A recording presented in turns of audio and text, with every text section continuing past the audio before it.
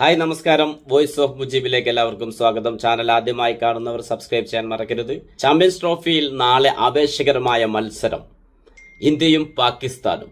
അതിനു മുന്നേ ഇന്നത്തെ മത്സരത്തെക്കുറിച്ച് പറയുകയാണെങ്കിൽ ഇംഗ്ലണ്ട് ഓസ്ട്രേലിയ മത്സരത്തിൽ 8 വിക്കറ്റ് നഷ്ടത്തിൽ ആദ്യം ബാറ്റ് ചെയ്ത ഇംഗ്ലണ്ട് ഡക്കറ്റിന്റെ സെഞ്ചുറിയുടെ മികവിൽ 351 സ്കോർ എടുത്തപ്പോൾ വളരെ ദുഷ്കരമാകും അത് ചേസിംഗ് എന്ന് കരുതിയവരുടെ എല്ലാ കണക്കുകൂട്ടലുകളെയും തെറ്റിച്ചുകൊണ്ട് ജോഷിന്റെ മികവുറ്റ സെഞ്ചുറിയുടെ ബലത്തിൽ വളരെ അനായാസം 47.3 ഓവറിൽ 351 വിജയലക്ഷ്യം മറികടക്കുമ്പോൾ എത്ര വലിയ സ്കോറുകൾ നേടിയാലും സുരക്ഷിതമല്ല എന്ന് തന്നെയാണ് ഇന്നത്തെ ഓസ്ട്രേലിയയുടെ ഈസി ആയിട്ടുള്ള ആ ചേസിംഗ് ഓരോ ടീമുകൾക്കും നൽകുന്ന മുന്നറിയിപ്പ്.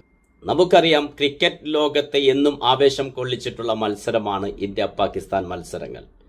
പ്രത്യേകിച്ച് ചാമ്പ്യൻസ് ട്രോഫി പോലുള്ള ടൂർണമെന്റുകളിൽ വരുന്ന മത്സരങ്ങൾ തീപാറുമെന്നതിൽ സംശയമില്ല. നേരത്തെ പറഞ്ഞതുപോലെ സുരക്ഷാ ഭീഷണിയുടെ പേരിൽ ഇന്ത്യ പാകിസ്ഥാനിൽ കളിക്കാൻ വിസമ്മതിച്ചതുകൊണ്ട് തന്നെ ദുബായിൽ വെച്ചാണ് മത്സരം. പാകിസ്ഥാൻ ടീം യുഎയിൽ എത്തിക്കഴിഞ്ഞു, പരിശീലനം തുടങ്ങിക്കഴിഞ്ഞു. പാകിസ്ഥാനെ സംബന്ധിച്ച് വളരെ നിർണായകമാണ് ഈ മത്സരം. കാരണം ആദ്യ മത്സരത്തിൽ കഴിഞ്ഞ തവണത്തെ ചാമ്പ്യന്മാരായ പാകിസ്ഥാന് സ്വന്തം നാട്ടിൽ വെച്ച് ന്യൂസിലൻഡിന് മുന്നിൽ പരാജയം ഏറ്റുവാങ്ങേണ്ടി വന്നിരുന്നു. അതുകൊണ്ട് തന്നെ നാളെ ജീവൻ മരണ പോരാട്ടമാണ് പാകിസ്ഥാനെ സംബന്ധിച്ച്. ഈ ടൂർണമെന്റിൽ നിലനിൽക്കണമെങ്കിൽ, സ്വന്തം രാജ്യത്ത് നടക്കുന്ന ടൂർണമെന്റിൽ നിലനിൽക്കണമെങ്കിൽ പാകിസ്ഥാന് നാളെ ഇന്ത്യക്കെതിരെ ദുബായിൽ വെച്ച് വിജയിച്ചേ മതിയാകൂ. ഇന്ത്യയെ സംബന്ധിച്ച് ബംഗ്ലാദേശിനെതിരെ ആദ്യ മത്സരത്തിൽ വിജയം നേടിയത് കൊണ്ട് തന്നെ ഈ മത്സരം പരാജയപ്പെട്ടാൽ പോലും സാധ്യത നിലനിൽക്കുന്നുണ്ട് എന്നത് തന്നെയാണ്. ഒരു പക്ഷേ ഇന്ത്യൻ നിരയിൽ പാകിസ്ഥാൻ ഏറ്റവും ഭയപ്പെടേണ്ട നാളത്തെ താരം വിരാട് കോഹ്ലി ആയിരിക്കാം. പാകിസ്ഥാനെതിരെ ഏതൊരു മത്സരം വരുമ്പോൾ വിരാട് കോഹ്ലിയുടെ ഒരു പ്രത്യേക ഫോം തന്നെ നമ്മൾ അതിൽ കാണാറുണ്ട്.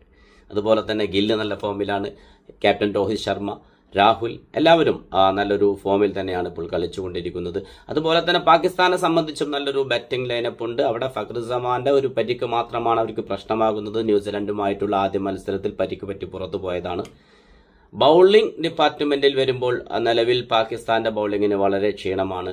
റൌഫ് ആണെങ്കിലും അഫ്രീദി ആണെങ്കിലും അവരുടേതായ ഒരു ബൗളിംഗ് സ്ട്രെങ്ത്തിലേക്ക് വന്നിട്ടില്ല എന്ന് തന്നെയാണ് ന്യൂസിലൻഡിനെതിരെയുള്ള മത്സരം നമ്മുടെ മുന്നിൽ തെളിയിച്ചു തന്നത്. എന്നാൽ ഇന്ത്യയെ സംബന്ധിച്ച് ബുംറയുടെ അഭാവത്തിൽ ബൗളിംഗ് ഡിപ്പാർട്ട്മെന്റിന്റെ നേതൃത്വം ഏറ്റെടുത്ത ഷമി 5 വിക്കറ്റുകളാണ് ബംഗ്ലാദേശിനെതിരെ നേടിയെടുത്തത്. അതുപോലെ തന്നെ ഹർഷിദ് റാണ യുവരക്തം, ബൗളിംഗിൽ വിശ്വസിച്ച് പന്തേൽപ്പിക്കാൻ ക്യാപ്റ്റന് സാധിക്കുന്ന നല്ലൊരു യങ് പ്ലെയർ തന്നെയാണ് ഹർഷിദ് റാണ. ഹർഷിദ് റാണയും നല്ല മികച്ച ഫോമിലാണ് ഇന്ത്യക്ക് വേണ്ടി ബോൾ ചെയ്തുകൊണ്ടിരിക്കുന്നത്.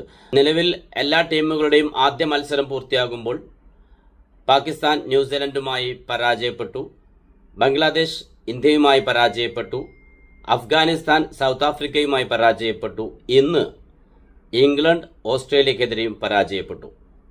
ഇനി പരാജയം നേരിട്ട ടീമുകൾക്കെല്ലാം വളരെ നിർണായകം തന്നെയാണ് അടുത്ത മത്സരങ്ങൾ. അതിൽ ആദ്യ പരാജയം ഏറ്റുവാങ്ങിയ പാകിസ്ഥാൻ നാളെ ഇന്ത്യയെ നേരിടുമ്പോൾ നേരത്തെ പറഞ്ഞതുപോലെ വളരെ നിർണായകം തന്നെയാണ്. പാകിസ്ഥാനെ സംബന്ധിച്ച് ഈ ടൂർണമെന്റിൽ നിലനിൽക്കൽ അനിവാര്യമാണ്, അത്യാവശ്യമാണ്. പാകിസ്ഥാൻ ആരാധകരെ ആശ്വസിപ്പിച്ച് നിർത്തേണ്ടത് അതിനേക്കാൾ അത്യാവശ്യമാണ് പാകിസ്ഥാൻ ടീമിനെ സംബന്ധിച്ച്. അതുകൊണ്ട് തന്നെ വീണ്ടും പറയുന്നു, നാളെ നല്ലൊരു മത്സരം നമുക്ക് പ്രതീക്ഷിക്കാം. അങ്ങനെ ആവട്ടെ നാളത്തെ മത്സരം എന്ന് ആശംസിച്ചുകൊണ്ട് നിങ്ങളുടെ സ്വന്തം വോയിസ് ഓഫ് മുജീബ്.